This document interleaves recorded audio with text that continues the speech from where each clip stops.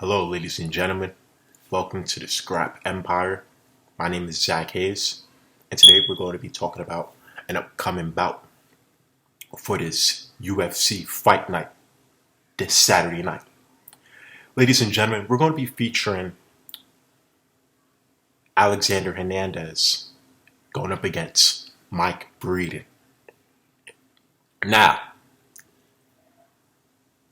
let's get started with the fight with Alexander Hernandez and Olivier Aubin Mercier.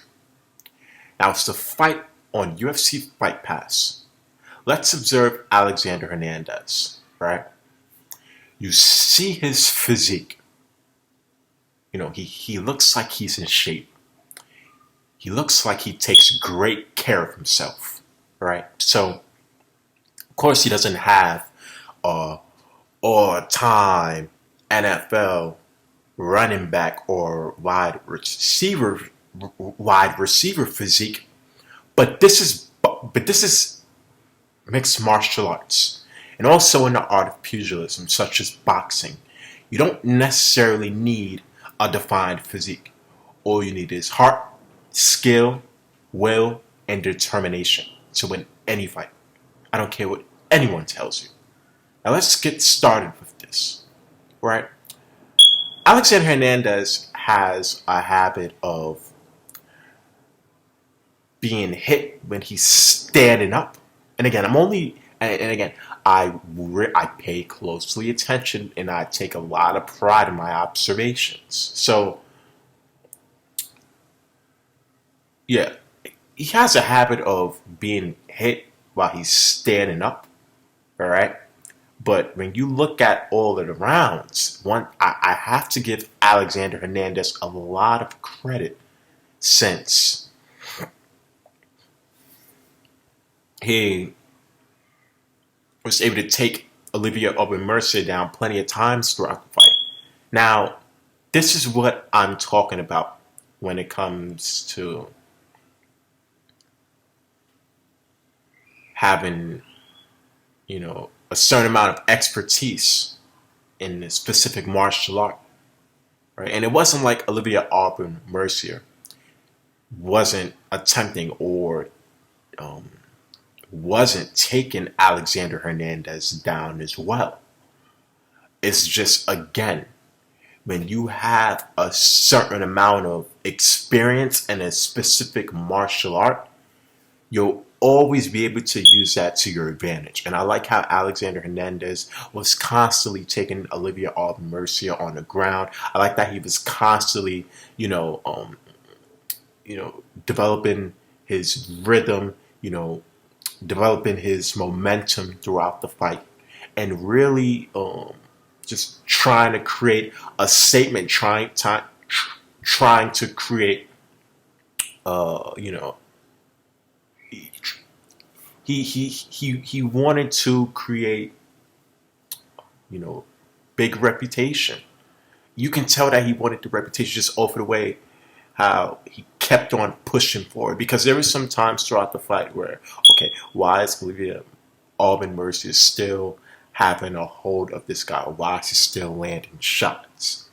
Why is he still landing strikes? But this is exactly why I say, you have to make sure you're extremely relaxed, and you have to make sure that you aren't mentally intimidated when your opponent is having their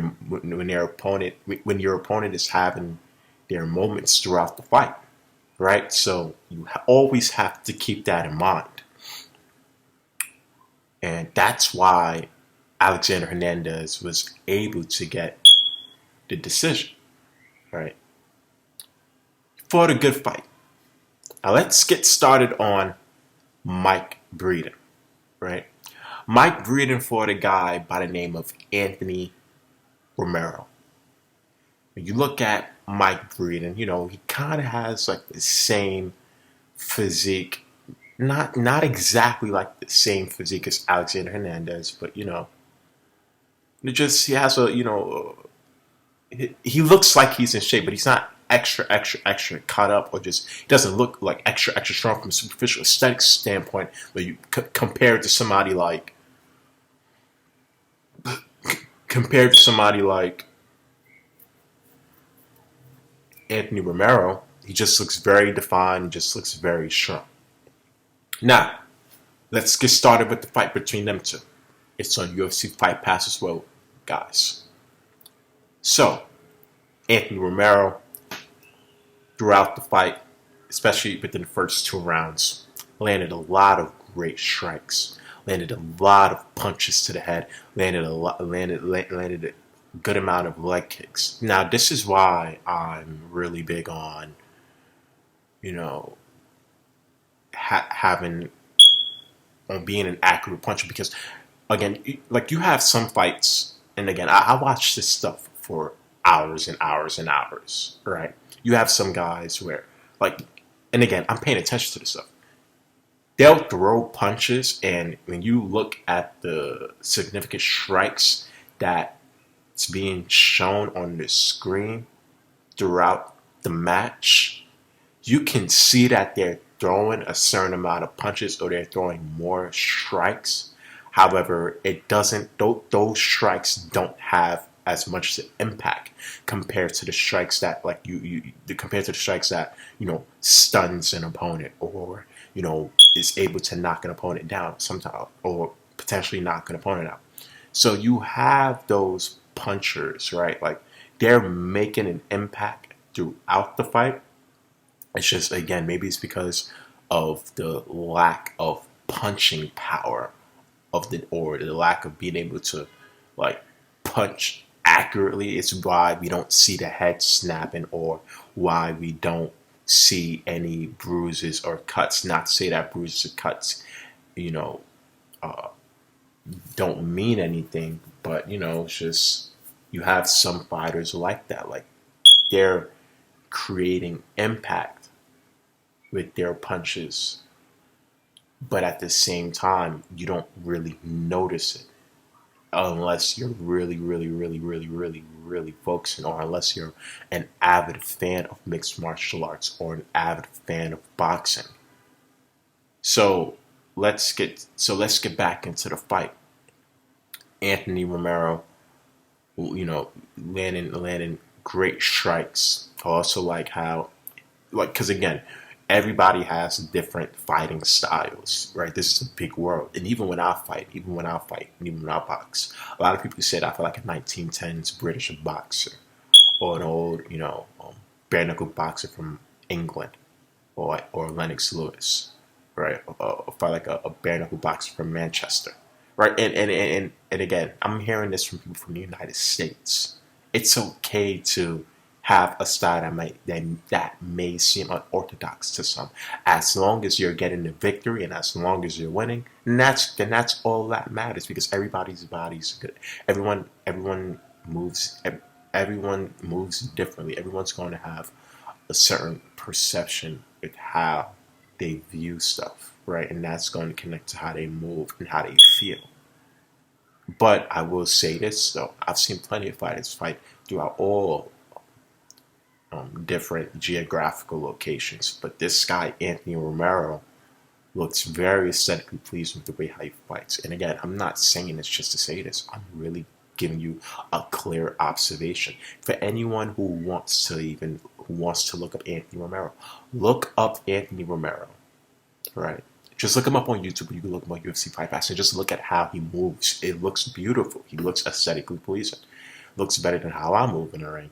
But at the same time, it doesn't really, moving pretty isn't going to allow you to win. So whether you move pretty or whether you move ugly, whether you move aesthetically pleasing, or whether you move not, or whether you move, or whether you have a not aesthetically pleasing style, a win is a win and a loss is a loss, right? So Mike Breeden, of course, during round 3. He landed more significant strikes throughout that round, and he probably won that round as well. At the same time, Anthony Romero was still able to land some great leg strikes. And you can even see, not only can you see, but again, when I'm watching this stuff, I pay close attention to the commentary. You can even hear from the commentators talking about it during the fight. How Mike Breeden just looked like he popped something when his leg was constantly being focused on, like when his leg was constantly being kicked on, throughout the duration of the fight, or throughout the whole entire bout. So that's why you gotta make sure you're throwing your strikes with accuracy and with precision. There's nothing like being a precise striker, and that's why Anthony Romero was able to get the victory. Now, I gave you guys analysis of Alexander Hernandez, and also gave you guys an analysis of Mike Breeden and the guy who we just fought a couple of seconds ago. Now, who do I see being a more complete component? Of course, Mike Breeden's striking isn't bad when he applies himself, but Anthony Romero still had more of an impact with his punches, because I think that he was just a bit stronger, right? Not so much that he looked stronger from a superficial aesthetic standpoint, just your punches are going to have more of an impact if you're stronger. And I just see Alexander Hernandez being not necessarily strong in the sense where he's like more physically intimidating or he's more physically imposing, but I see him being able to maximize his technical ability when he's on the ground.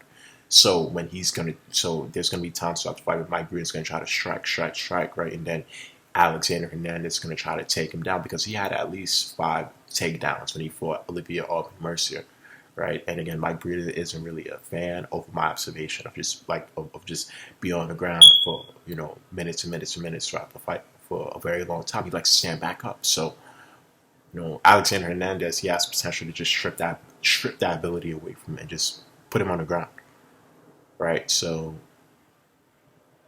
I just see Alexander Hernandez being able to get the victory. I just see him having more of a complete style to win against Mike Breeden. Now again, Mike Breeden doesn't have to succumb to the loss. He doesn't have to. He doesn't have to succumb to anything, right? He doesn't have to be the loser. Maybe he can prove that the underdog can still win and still strive for the victory. But from how I see it, and again, I'm not saying that what I see is right, it's just from what I see. I just see Alexander Hernandez being a more complete component.